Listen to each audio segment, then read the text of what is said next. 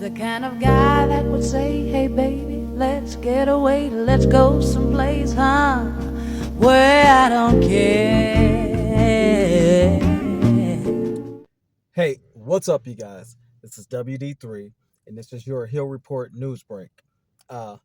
Happy Friday to you all. Thank God it's Friday. I hope you guys are all satisfied with the work that you've done this week, the progress that you've made this week. And I hope that you are all looking forward to spending time with friends and family, with your God and yourself this weekend. Definitely something to look forward to every week. But if you guys are working, keep your foot on the pedal. It's gonna pay off in the long run. Working those weeks. But we are following a story that goes back to a story we've been following a long time. It started with the Rico review, Wack one coming, and all those arrests. But being that we are in a period of time that we talked about for a long time. We've seen this from a mile away, but I'll tell you what, every time something happens, usually it always hits unexpectedly in it, even when you are anticipating those different things. And we're talking about having troops in our cities. We saw it setting up with the defund the police setup. We saw it setting up with the police violence. So if you have the police overly aggressive on purpose, and then you have people who cannot combat it, and they say, look, let's just find a different way to police the community, defund the police. That is a result, problem, reaction, solution. And then you want things to spiral to where now you have the groundwork and the justification to bring in the troops for any reason, any stated emergency reason, any political reason. Remember, if you believe that Donald Trump is setting up for an authoritarian dictatorship, he only has about 2 years to do it, because after 2 years, you're going to have your next set of candidates that are going to start running, because he cannot run anymore. So once those candidates start running, you're going to have people fixed and different loyalties based on different leaders that emerge. And those guys who were fixed and loyal to Donald Trump are going to shift their loyalty to whoever the new guy is, anticipating a new regime that needs the support and needs the political base.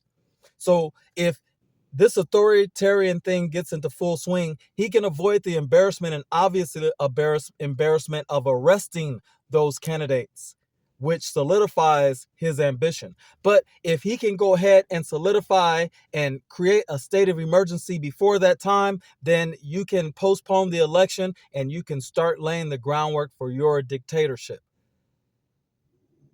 I believe Wack 100 sees the tea leaves. That's why he's calling for a reset on gang violence, on gang, the old beefs, the old way of patrolling lines. Now it seems that he is suggesting that there be some type of unity based on strategy, not based on he says that the old rules were made by uneducated people. I cannot vouch for that, but what I can say is there's always a way to make things better. I like where this conversation is going. You guys check out that clip.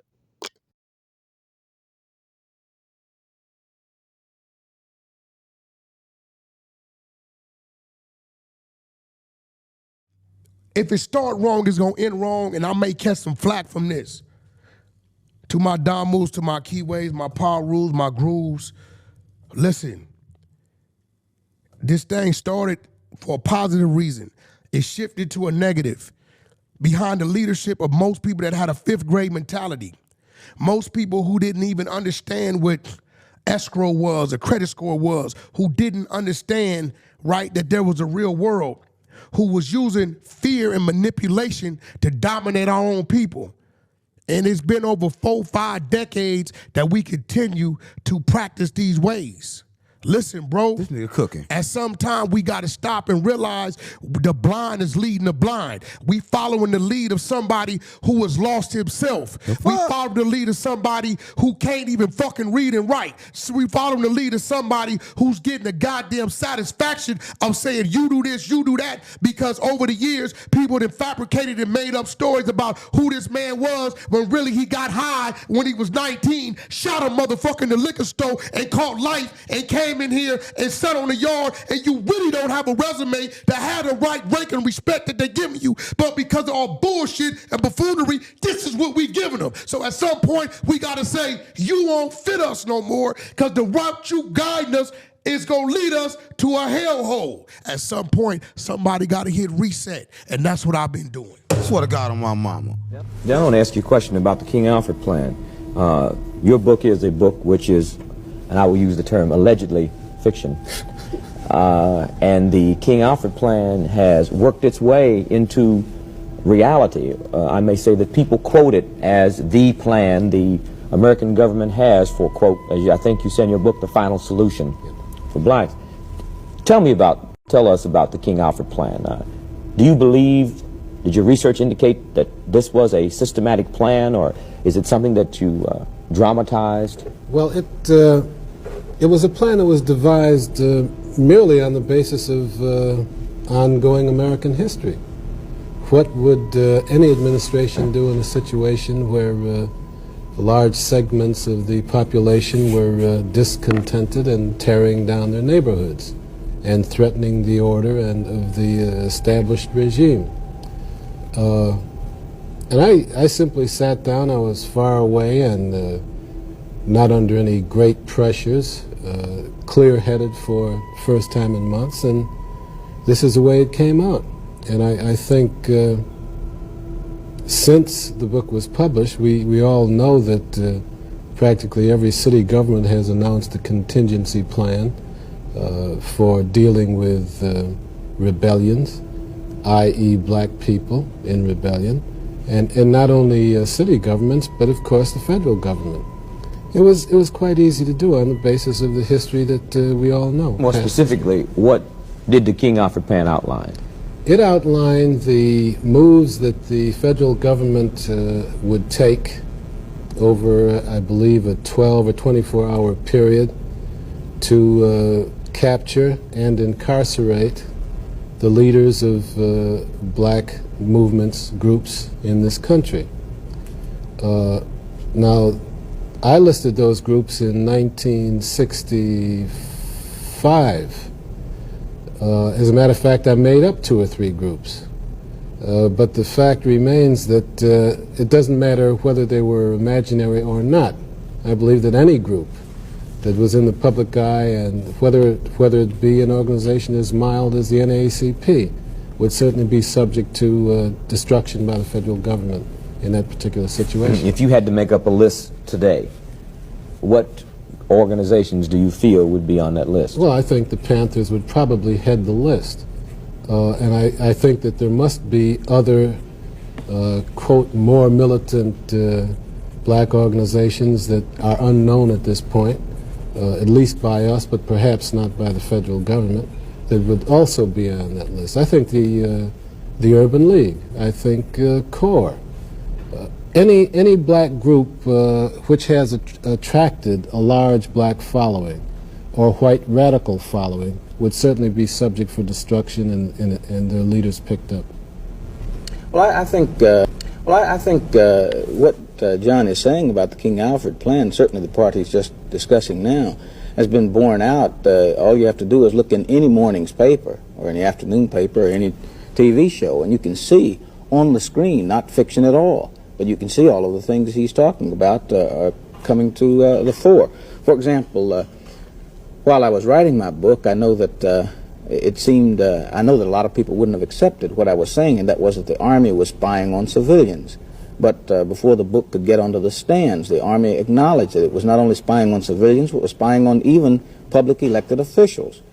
Well, while the Army was busy spying on civilians, the United States Navy was studying the question of who ought to survive among the civilians when we become overpopulated, overpolluted, or whatever. Can you substantiate that? But of course, the book carries that on page 258, as a matter of fact. In my book, I begin a discussion of the different kinds of steps that we're taking for the psychological preparation of a people for genocide. And we point out that in January of 1970, the United States Navy received the study which it had commissioned on the question of the value of human life, was the title of it, the value of human life and initial analysis.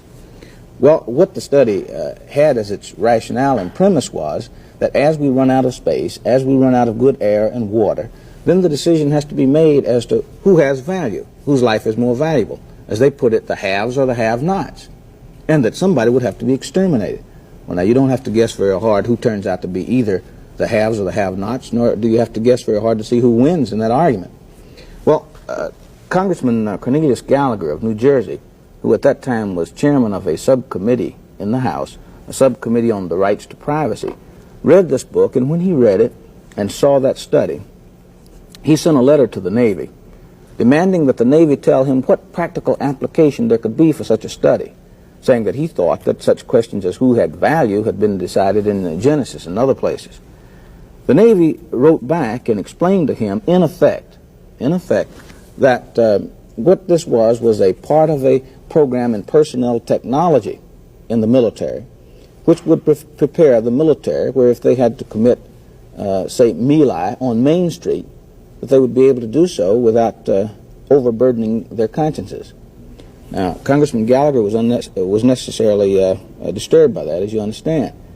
He wrote back and demanded, as chairman of that subcommittee, that that study be terminated. The study was costing $1.5 million, and the Navy listed a number of others which were corollaries to it. But instead of the studies being terminated, what got terminated was Congressman Gallagher's subcommittee.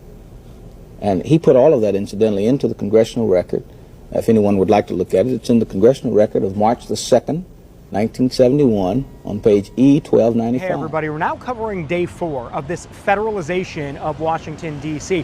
What's different today is, for the first time, the National Guard is now not just patrolling at night, but 24/7. We've been around several different areas in D.C., and what you can see in those different areas is you see the military vehicles, the Humvees, you see some of the National Guard troops that are here stationed out and about in the city.